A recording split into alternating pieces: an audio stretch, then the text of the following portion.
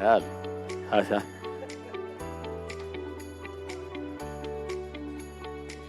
نرسل نرسل له يد الحين. سوري. تمام. بسم الله. الله يبقيك.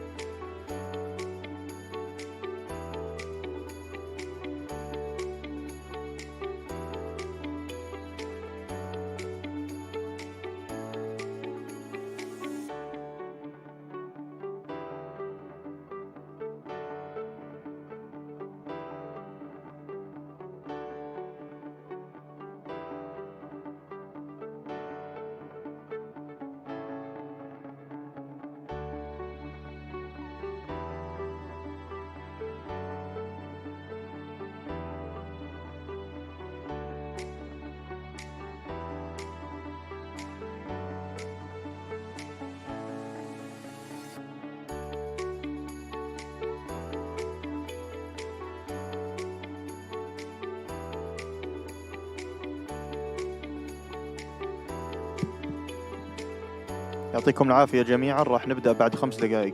5 دقائق إن شاء الله ونبدأ. We will start after 5 minutes. Thank you.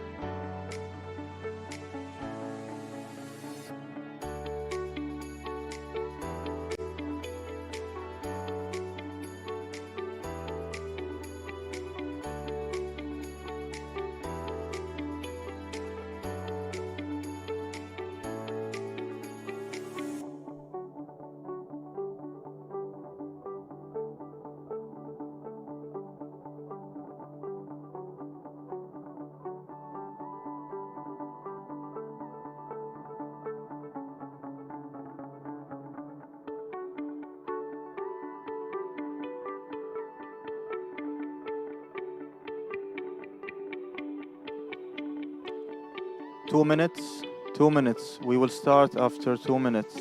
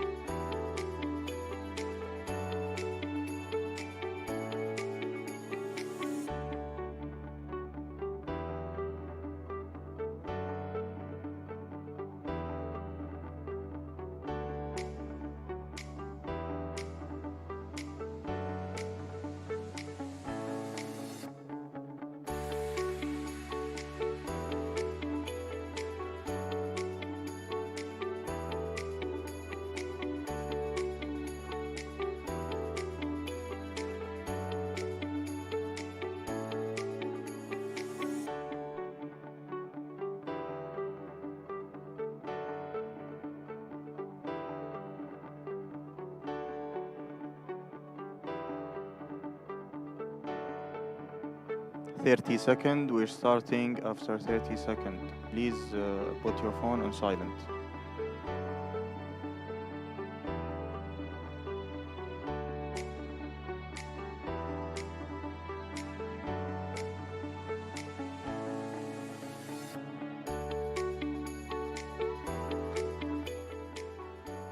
Five, 4, 3, 2.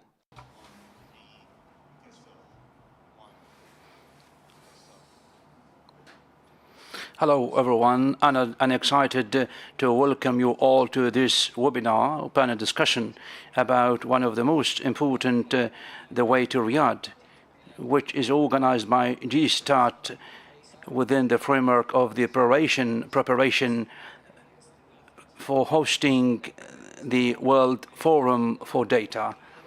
The world is changing, increasing, growing across the modern age, with the data coming into play and AI coming into play as well.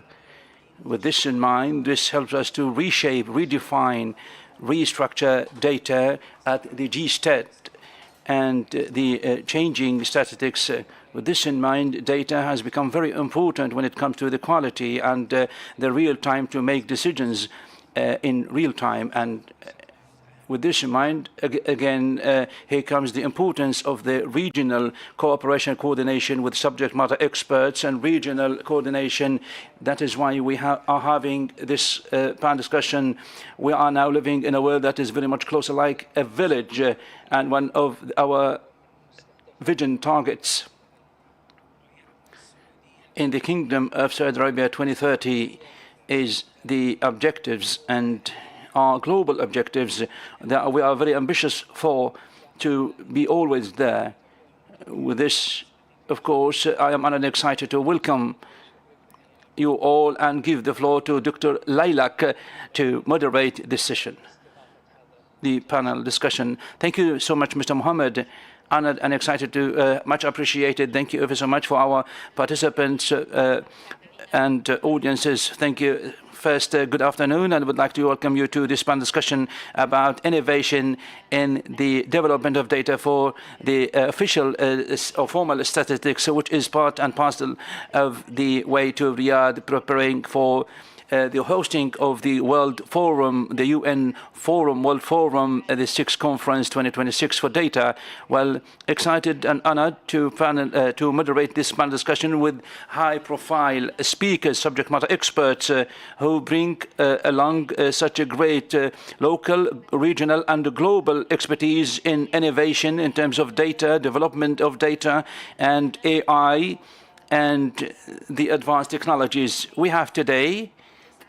His Excellency Ziad Abdullah, he is virtually on board. He is Director General of the Arab Institute for Training and Statistical Research.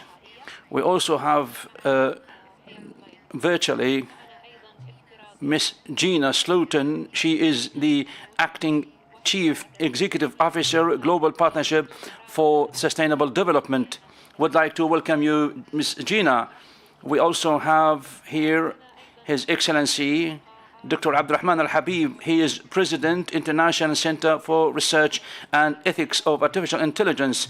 We have also Mr. Mohammed Al-Misfir, Engineer Mohammed Al-Misfir, General Supervisor of Data Management and Governance, General Authority for Statistics. Today, panel discussion is divided into three panel or themes. The first one will be talking about enhancing cooperation and coordination across different statistical agencies, organizations, entities. Then we'll like to move on to the second theme, where we'll be talking about the best practices to enhance the capacities and capabilities of the statistical agencies and organizations. The third one, and where we'll focus furthermore on how we apply alternative data and AI in order to enhance the quality for statistics and decision-making processes. We'll start the first theme about the importance of regional cooperation and coordination to support the statistical capacities and capabilities. Would like to start with you, Dr. Ziad, please, Dr. Ziad Abdullah. Dr. Ziad, today, the Arab region has such great opportunities to enhance statistical cooperation, coordination, share experiences, and also come up with joint initiatives to support and promote innovation in statistics. Would like to talk about your experience at the Institute. I would like to learn more about the most important regional experiences when it comes to sharing innovation and innovative initiatives in statistics, and also what are the most important factors contributing to the successful experiences, and also at the local and the national level as well. Please, the floor is yours. Very good morning to you. Thank you so much for the invitation. First and foremost, I would like to express my appreciation and gratitude to the GSTAT, General Authority for Statistics, particularly Dr. Fahad Al-Dosari, the President of the Authority, and the great team staff at the GSTAT, and also to our great speakers. Honored and excited also to be on board with you here in this panel discussion. This theme reflects the depth of Arab practices when it comes to this theme and how important it is, particularly when it comes to the statistical agencies organized across the Arab region. Definitely, of course, the Arab region is working closely and relentlessly to cope up with the frameworks and also to use the language of statistics to also for the policies, the importance of this for policies when it comes to statistics. Equally important, we are doing our best, of course, as regional organizations to work closely with each other. And the experience of the Institute on this regard is so huge and so big with our colleagues coming from regional organizations. I would like to talk about a very important experience last year for the Institute. There was a workshop that we conducted, of course, about how we can analyze data produced by the census. Of course, it was such a great experience for us to join and to share the regional organizations. The experience showed how important it is for the Arab region across a very complicated theme, which is like very difficult for the Arab countries. The experience that showed how much advanced the Arab countries to use the non-traditional methods and ways, of course. And also sharing such experiences and expertise across the Arab region was very important. Of course, that is why at the Institute works across the region. I will name some organizations that are very important, such as the UN, the funds across the region, and a very important player, the universities. The Institute has recently, of course, communicated with the universities to benefit from the think tanks and the academics, and also to promote the culture, the practice of statistics, and also the university started actually coming into play and also making or conducting research projects relating to the official and formal statistics. Of course, why these experiences are very important, because the themes are very much similar across the Arab countries. Equally important, when a country solves a problem and comes up with solutions, innovative solutions, other countries will benefit from these innovative solutions or creative solutions. Focusing on capacity building in a strategic way is really something that we're doing at the Institute in close cooperation with our regional partners to achieve such objectives. How to bring in non-traditional and creative methods and in data, in AI, and these are very important for our time. How we can talk about this, of course, across the Arab region. One thing to emphasize that regional coordination, cooperation is very important for us. We need to work in tandem closely, first to save time, to save efforts, to save money as well, so that we can speak one modern language, the language of the time, where everyone is seeking. And I am pretty sure that the Arab region and the GSTAT in the Kingdom of Saudi Arabia, the regional, of course, or the bodies and entities across the advanced countries, and this is like well reflected, and the upcoming forum will bring in all the regional and the global organizations, entities and bodies together, and all the people working in data and AI and the statistics. So we'll work always closely to achieve such targets and objectives, and our partnership and our region will be leading in innovation in data and official statistics. Thank you so much, Dr. Ziad. Moving ahead from regional cooperation to global regionalization, Gina, of course, cooperation across the different statistical agencies, organizations, very important to cope up with the changes, transformations, and also cope up with everything. At the global level, as Dr. Ziad talked about the regional level, we'll talk about the global level. What are the models that are more efficient when it comes to sharing experiences, expertise across the different agencies, entities across the countries, which help to have better results and better data and better statistics? Please, the floor is yours. Thank you very much. And let me just say thank you for having me here today. Thank you to GSTAT and the president. I'm very honored to join such an important panel and to be among these expert speakers. The World Data Forum will be a very exciting moment for this exchange of experience, and I'm pleased to share our global level experience. Just before I begin in answering the question, let me also share that we are involved in working with and hosted by the government of Kenya in just 3 weeks' time at the Global Data Festival and Kenya Space Expo and Conference, which will be a key moment on the road to Riyadh. It's taking place June to 5th in Nairobi and will be a key place for the global data and statistics community to come together and share this experience and develop action-oriented solutions. So let me say that in our experience at the Global Partnership for Sustainable Development Data, there are many models of exchange, and I think we heard from our first speaker at the regional level how that peer exchange has worked well. And indeed, that's what we've found. We've found that the most effective models are structured peer-to-peer exchanges between national statistical offices rather than one-way technical assistance. So where you have genuine South-South or multi-country learning is where you get learning that really gets embedded and changes practices and has concrete impacts. Let me give 2 examples. One is a program that we're involved in supporting that is called Make Inclusive Data the Norm. And it's actually supported by the Presidential Cooperation Agency of Colombia.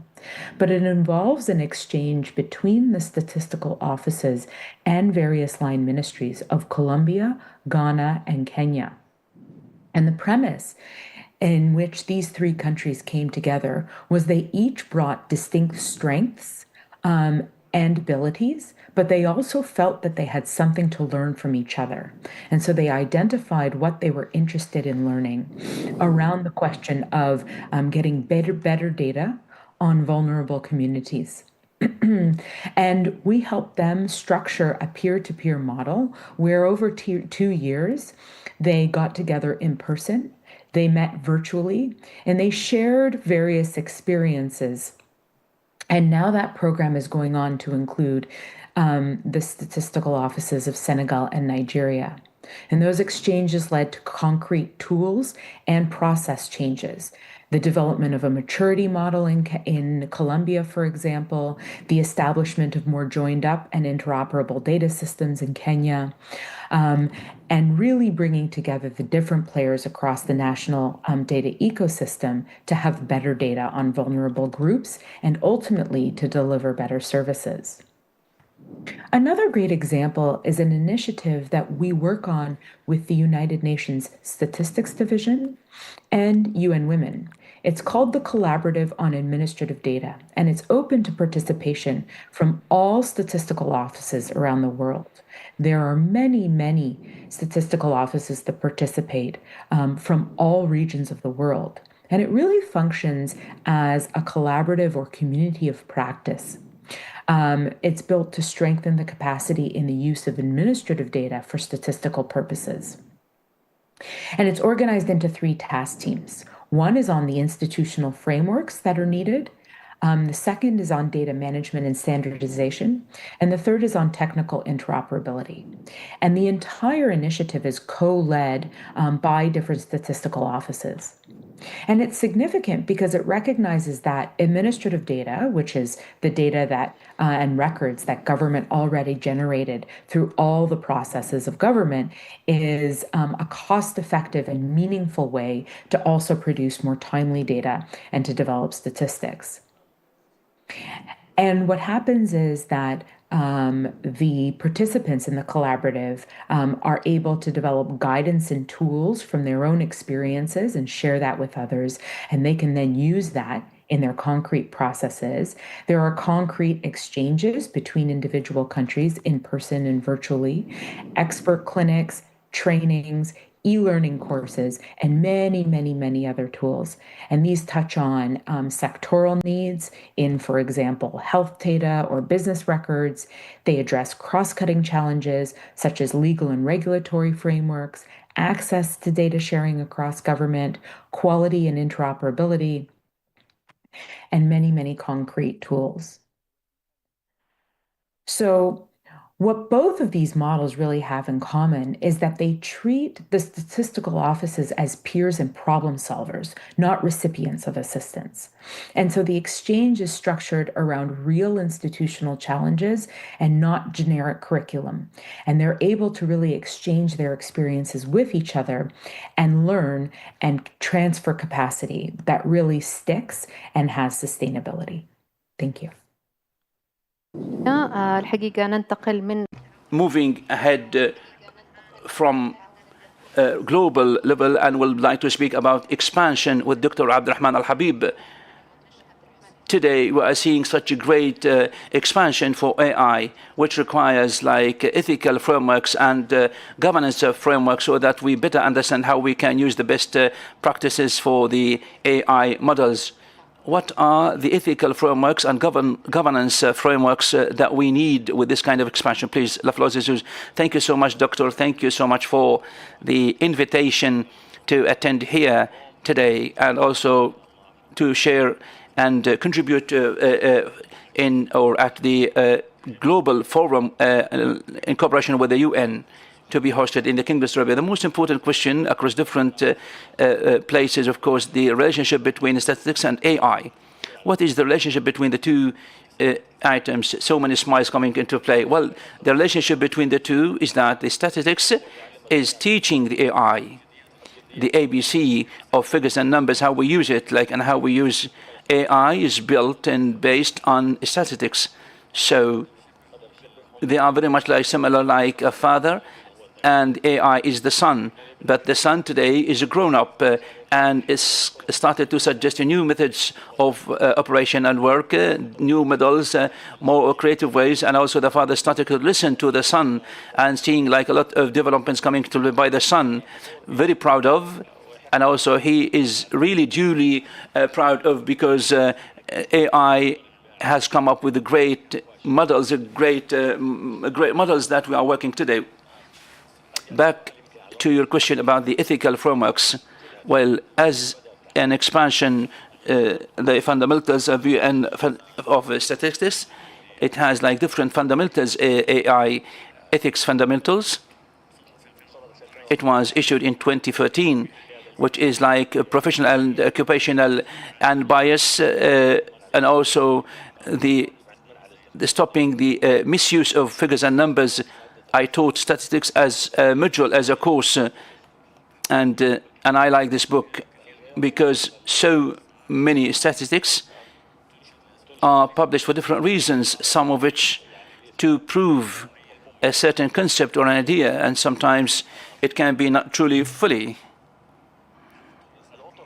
Well, the ethical frameworks are taken from the statistics. A good example is that ensuring the statistical quality, the OECD and the AI ethics for countries. The most important is the AI ethics coming from the UNESCO, adopted by more than 193 countries, issued in 2021, based on which, of course, the Kingdom of Saudi Arabia has built the AI ethics in the Kingdom of Saudi Arabia. Equally important later, of course, new regulations and laws come into play for the AI in the European Union, adopted largely based on the AI. Today, we will see the AI ethics talking about justice, fair, transparency, accountability, because AI will act differently or will act, and a lot of recommendations will come into play. We're talking about the privacy, which is very important, and also being non-biased against any data for different groups, and also cascading such data to be published across different sectors or different samples of what we are working. So again, AI, ethics, and the statistics are also an expansion, an extension actually, when it comes to dealing and the principles, the fundamentals. But again, they are like growing more and more, including like different things based on the computation and on also the size of the data there in the AI. Thank you so much, Dr. Abdurrahman. Now would like to talk about the local experience by the GSTAT with His Excellency Engineer Mohammed. GSTAT today is working on developing the statistical ecosystem to be more integrated, more innovative, more creative, more functional for the big data and alternative data as well, and the advanced technologies. So could you walk us through the KSA GSTAT experience, how the integration of data can help to have like one standardized, unified standards, to help promote coordination, cooperation across different entities? Please, the floor is yours, Your Excellency. Thank you so much, Doctor. And this is a very important question. No conflict between innovation, the son growing up, and to have such a great, strong and robust governance at the global level. Today, the sovereignty of data in the Kingdom of Saudi Arabia doesn't mean at all that you cannot be creative, cannot be innovative to share such data with other countries and to make more progress. First and foremost, there should be always open data, open source data, which is very important. It is a way, it is a pathway which is very important to share such data. These open data are made available, should be made available for all countries and have full-time accessibility. The second point is there are protocols between the statistical agencies and known as SDMX, which means a statistical data exchange platform, which allows for agencies, entities, and organizations to share such data with each other. So I believe strongly that this kind of innovation and dealing with the other entities, organizations, and bodies will further help you to compare yourselves globally. In addition, and we always ensure that and emphasize that when innovation comes into play and exchange of data doesn't mean at all that you breach or violate or you're getting far away from the standards created by the data management center. This all comes integrated that you are doing the best across the world in terms of statistics. Thank you so much, Engineer Mohammed. Now, moving to the second theme where we'll be talking about the best practices to develop the capacities and capabilities of the statistical bodies and entities in innovation. Please, Dr. Ziad, we'll start again with you. We cannot talk about the statistical capacities and capabilities without talking about the human capacity and capabilities, and you already talked about how important it is capacity building, and you consider it as a success factor. My question to you, Dr. Ziad, given your position at the Institute, what are the training models that are most efficient to help and promote and develop staff to use the state-of-the-art technologies and the advanced analytics? Please, the floor is yours. Thank you, Doctor. The modern experience is that the most efficient training model is the one that is interactive and practical, based on sharing experiences, linking training to the real challenges faced by the institutions, and not just like theoretical training or traditional training. Some experiences that we have gone through. Last week, we started an idea that we need to go to the statistical agencies or entities and build a pathway or a road where training should be provided for the non-traditional methods, very much like satellite imagery or data coming from satellite imagery, such as like social media, and all these non-traditional means very important to use and leverage to build a new official statistical ecosystem. We started last week in Syria, in Jordan as well. We have conducted this like in Jordan. How we developed this team, and we developed on, or we depended on, of course, on modern training programs available at the UN and other platforms as well, very important platforms where we find non-traditional methods for training. Also in Egypt, we conducted a meeting at the statistical office. We conducted a meeting with all the research entities, universities, and explained further the modern methods for the modern statistics, whether methods that are based on non-traditional data or even like traditional methods for data. So these experiences, we used a model known as learning by doing. How important it is to fill in this gap in a new way, in a modern way, and we have different experiences, actually diverse, widely diverse experiences, and we worked closely with our regional organizations, ISQA, GCC, and others, and other regional organizations and UN organizations. They really invested largely. Why this model is successful? Well, because when we link development and the training inside the institutional organizations and also directly sharing such experiences. For example, we have a team at the institute. We have 3 countries, Jordan, Oman, and Sharjah, about a very new theme. So if we are successful in this exercise, then we will publish it across different countries. So this kind of close cooperation across countries, I think we need to invest in human capital, and we need to promote capacity building. It's not just like on traditional training. It is also based on building, learning, and cooperative environments that are constantly to learn from the experiences in an applied way.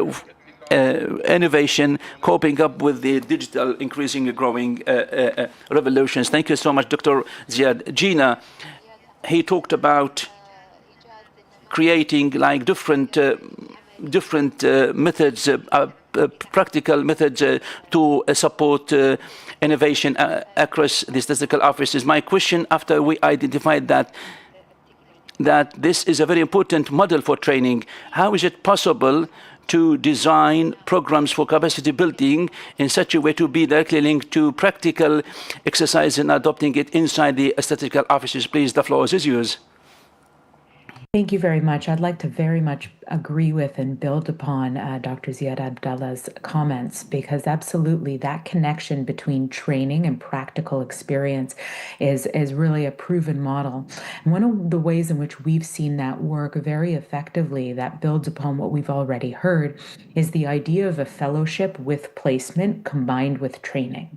So we've done this in our Capacity Accelerator Network program, whereby we include training with the establishment of fellows, young people who are trained in data science. It's a data science fellowship, and where they are connected with an institution in government that are working to solve a specific challenge.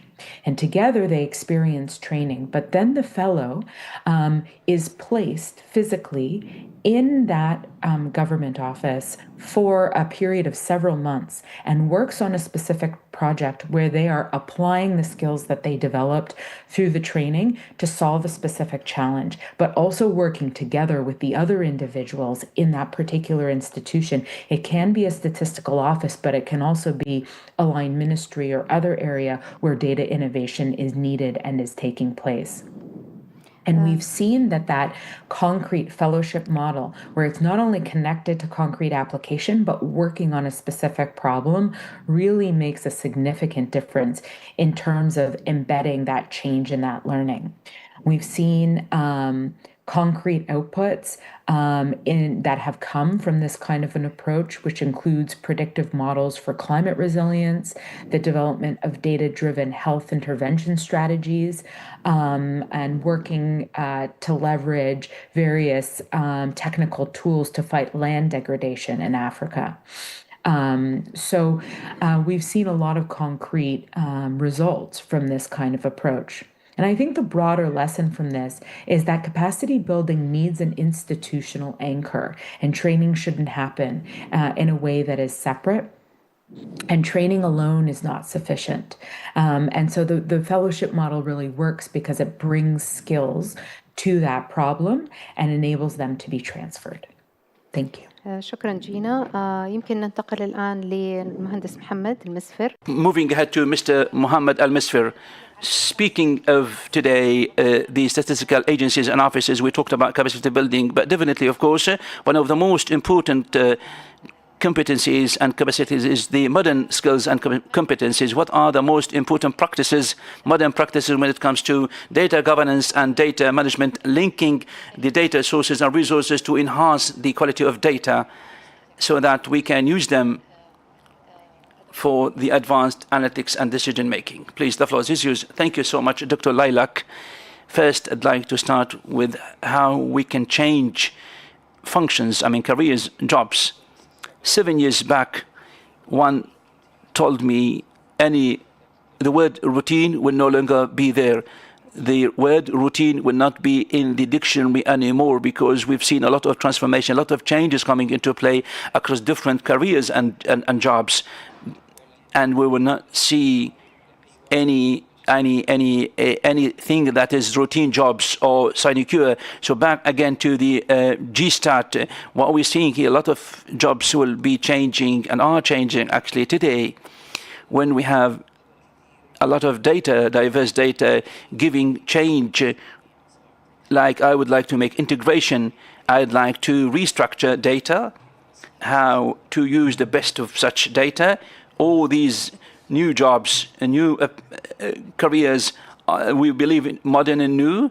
Also, the external data integration, the internal data integration, and with these across the different government entities, the business model coming into play, changing and getting changed, and also changing the data structure and governance of data, speeding up the data and automating the data. All this is changing into a model based on what by the father, by which I mean the statisticians. So the change, we see it there. We see a lot of data engineers, even AI engineers. Also, governance in data jobs. So when you see the graduates, most of them changing in terms of the jobs, where to go, the line of job, and the majors, the specializations are changing. So all these changes will feed in the interest of the country, and also to have more and more, whether for integration or for the speed of the AI to generate data, additional data. Thank you so much. Thank you. So the capacity and capabilities of the statistical offices and agencies, since you focused on the upskilling and reskilling, because we have the new jobs coming into play. Moving ahead to Dr. Abdurrahman. Today, everyone wants to see AI in their businesses and their work. The question is how we integrate the AI capacities and capabilities for advanced analytics while ensuring a high-level institutional awareness about AI against AI bias. Please. Thank you so much, Doctor. This is a very important question. Today, we are working across different countries, member countries at the UNESCO, to better understand the challenges and adopting AI and the level of adoption across different countries. Speaking of the statistical offices and agencies level down, I can summarize the smart statistical maturity. For example, the automation of the routine jobs. Today, for example, we have the classification of business activities, coding, so many activities done by the statistical offices are done by the AI and machine learning to automate because they are routine. A good example, at the Italian statistical offices, the time brought down from 6 weeks to 6 months to 3 weeks. So it was a key function. Now you can do it like faster because they are routine. The second level, to promote the quality of data. Today, anomaly detection, for example, can be expected or anticipated like largely. So we use anomaly detection techniques 2020 when it comes to labor force, and they discovered that they used AI to discover it, helped to have accuracy more than 95%. This third level, which is the alternative data resources, and the doctor has already referred to this. And here comes the biggest revolution when it comes to the statistical work. In the past, we depended heavily on the aggregated data, primary data from official entities. Today, the secondary data are fast and vast, and they are widely available, different forms and traditional forms of such data, and also available with different patterns, different forms, unlike that we have used to. So the satellite imagery referred to by Dr. Ziad, the social media, the mobile, and also population moving from one place to another, the web scraping that will be across different levels, different resources. A good example, AMT, they have like an index showing that things can understand, or we can expect and anticipate the inflation ahead of time. So many are secondary, and they have big prediction power that can be used widely and directly, where new products can be built. They were not there in the past, and we felt that it would be very difficult. The fourth level, which is like modeling and expectation or anticipation. A good example about the GDP takes a long time. For example, in the European Central Bank and the British Central Bank, they have like auto expectation or anticipation for the GDP.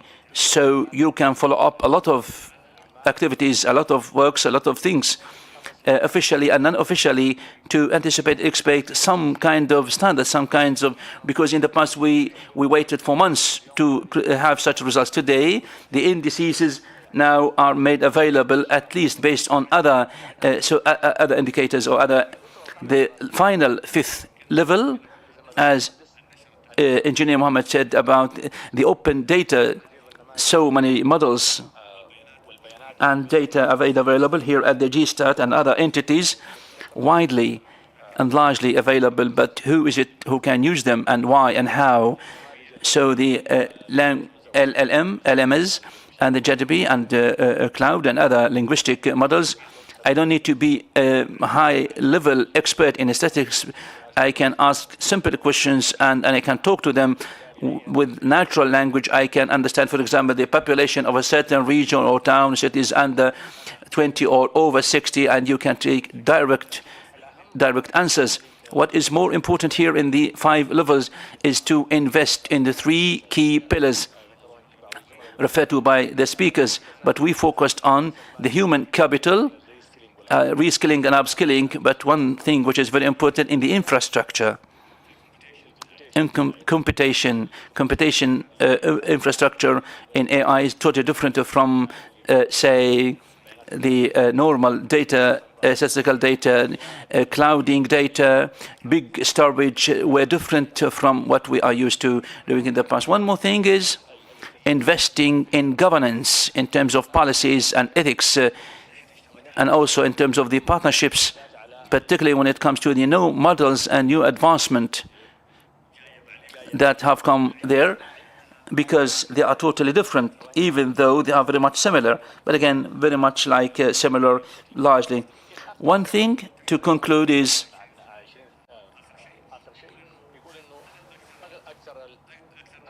more than 20% of the national statistical agencies do not use AI. This is a great opportunity for so many statistical agencies and entities to use AI to continue working, which is very important, based on which, of course, statistics is coming into play. This is a great opportunity for us in the Kingdom of Saudi Arabia and also for the upcoming forum to see these kind of advanced tools and what is it that AI can do in statistics. Thank you so much, Dr. Abdurrahman. I totally agree with you. Moving ahead to the final theme, where we'll be talking about how is it possible for us to use AI and alternative data to enhance official statistics. I'll start with you, Engineer Mohammed. The final word referred to by Dr. Abdurrahman, that using AI is a great opportunity for the statistical entities and offices. So definitely today we have such great opportunities to use AI across the journey for the big statistical production. But let's talk about exactly how is it possible for us to use AI in addressing the data coming from different sources to support the integration quality of such data so that they can be ready for statistical analysis. Thank you so much, Dr. Lailak. AI is a great world. This great world for the AI, for the GStat, is there for accuracy, high-level accuracy, because decisions are to be made based on accuracy of the statistics. Sometimes you cannot be given the whole data accuracy. So it is very important to ensure the quality of such data. One example where I run a test, I wanted, for example, an image, and I asked it to bring me 100 images of a goose. So I was given this. So you need to ensure the quality, and you need to revisit, relook again and again.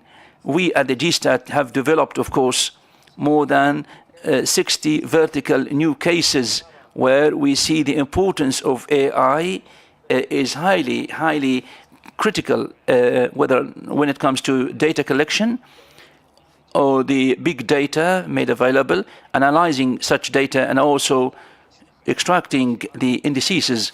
We are very proud of. The GeoAI is a new world. Thankfully, the GStat is the first entity that has invested in the GeoAI. We've seen the outcomes. We see a lot of advancement, a lot of development to develop, of course, the outcomes. As Dr. Abdurrahman said, when he said that the GDP can be sped up in terms of anticipation, expectation, and along with other indices. Of course, the third one, which is very important as well, accuracy, given the importance of such references. So the GStat is widely investing and largely investing, and will always invest in AI. Thank you so much, Engineer Mohammed. Moving ahead to Gina. Gina, the previous team, Dr. Abdurrahman, talked about the importance of innovation in partnerships. Today, we are considering that the private sector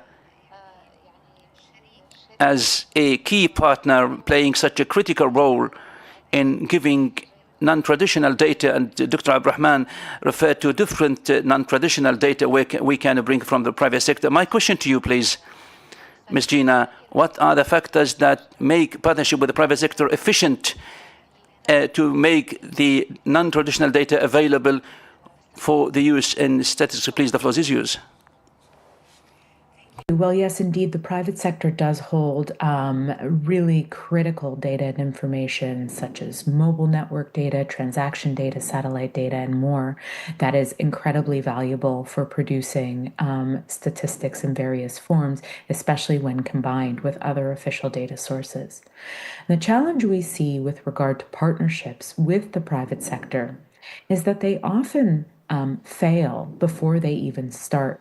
And the main cause of that has to do with the human side of the partnerships, the people, the politics, the sort of institutional frameworks and agreements and rules that are needed. It's rarely on the technical needs where the partnerships don't work effectively. As you've already heard, on the technical side, the knowledge is there, how to bring that data together, how to process it, how to understand it is well known. But oftentimes it's a question of accessibility and agreement around how that data will be shared and how it will be used.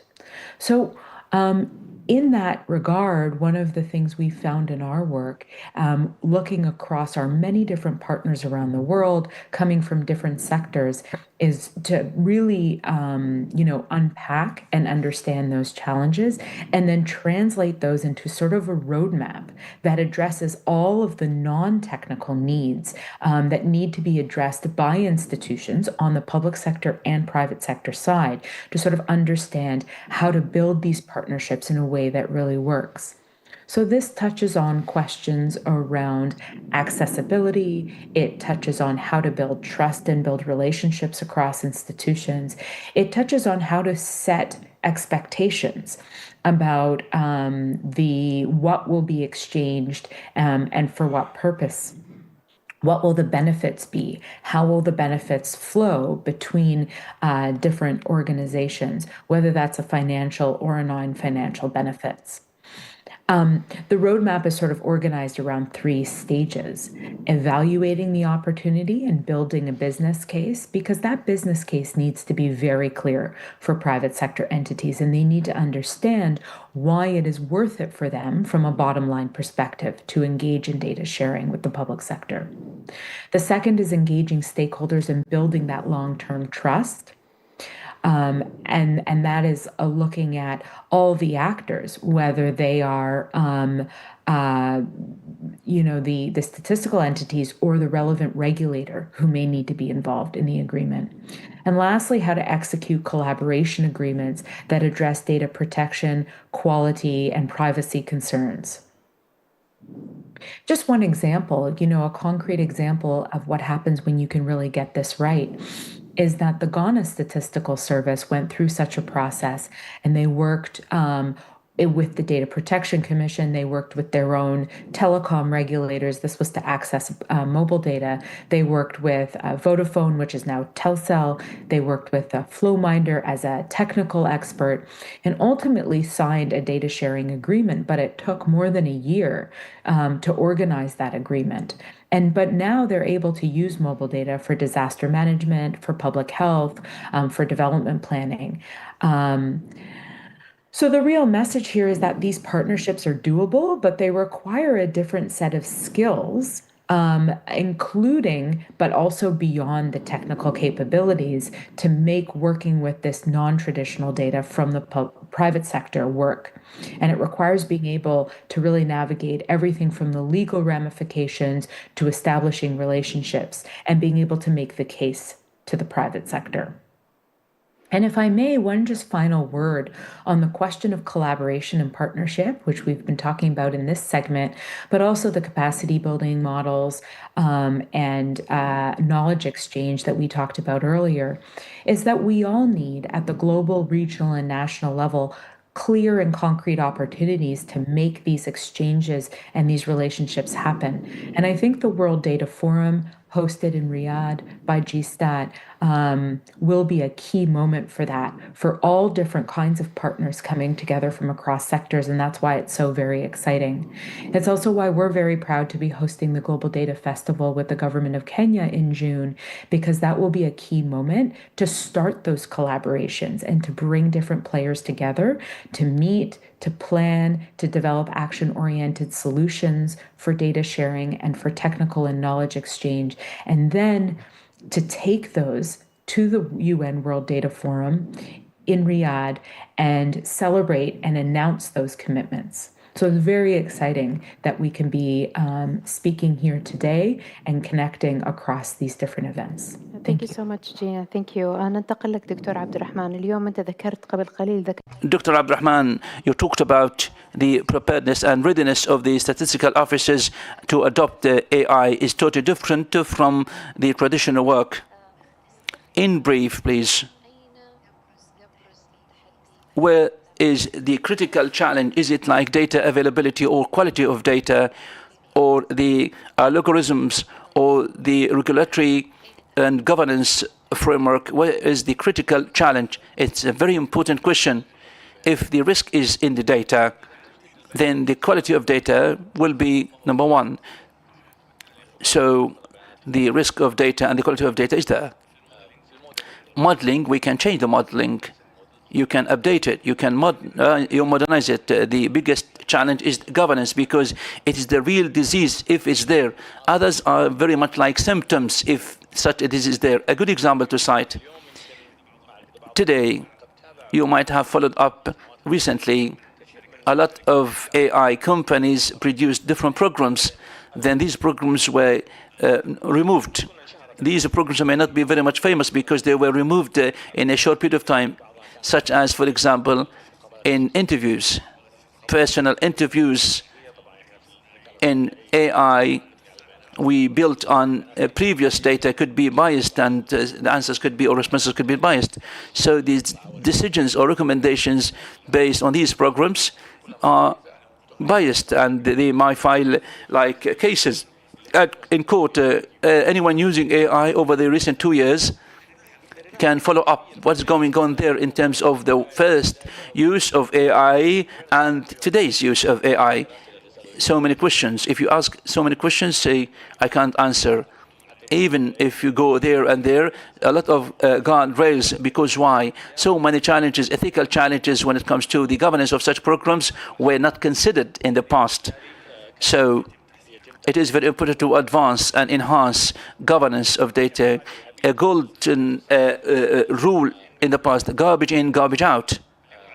Today, with the AI, this rule has changed. Bias in, bias simplified. He talked about the image of a goose. I don't know why you like goose. This is a good example. So many examples we use today. Any bias in the data available is not like statistical, because we are running across or through a very speedy wheel. So this bias is doubled, maximized if you add one more challenge in governance, which is credibility and reliability on AI. So the whole story will be lost because you are depending on something which is totally biased and much challenging.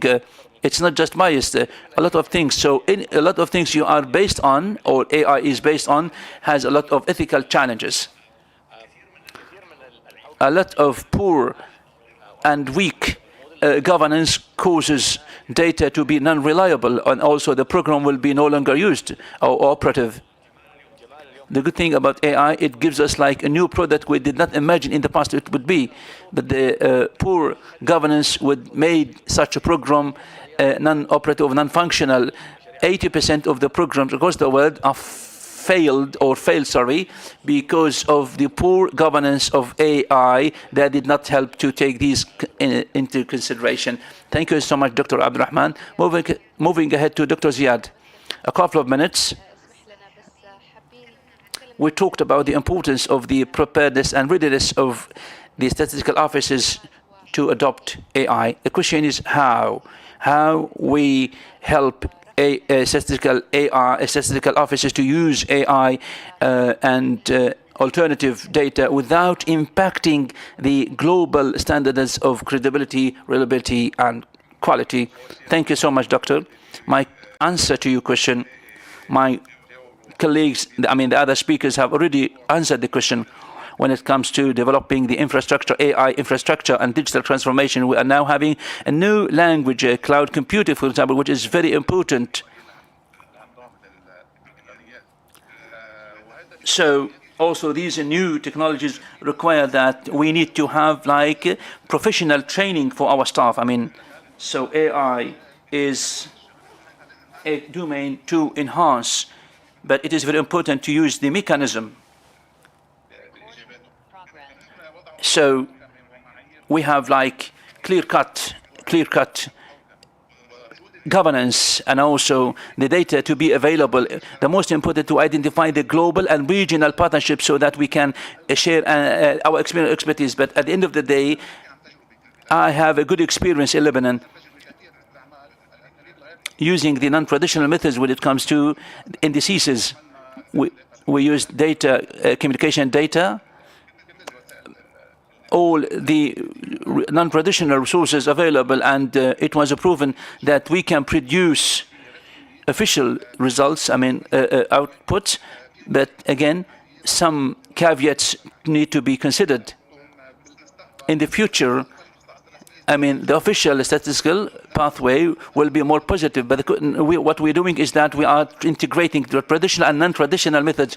This great success is based on highly skilled human capacities and capabilities that can manage data efficiently and reliably. So it is not just to replace traditional methods with non-traditional methods. No, it is to update. Thank you so much. Thank you. Thank you so much for this invitation. Thank you. Thank you so much, Dr. Ziad. We have come to the end of our panel discussion. Thank you ever so much. I would like to highly express my appreciation and gratitude to our great speakers for great experiences, contributions, and insights. Big thanks go to you as well, being always there around. A key message which is very important about the future of official statistics, about the ability of the statistical offices to be more innovative, to adopt alternative data, building partnerships, and the use of the advanced technologies reliably and credibly. We are looking forward to seeing you over and again within the pathway to Riyadh. Thank you so much for your attention. It is highly appreciated. Have a nice day ahead. Bye-bye.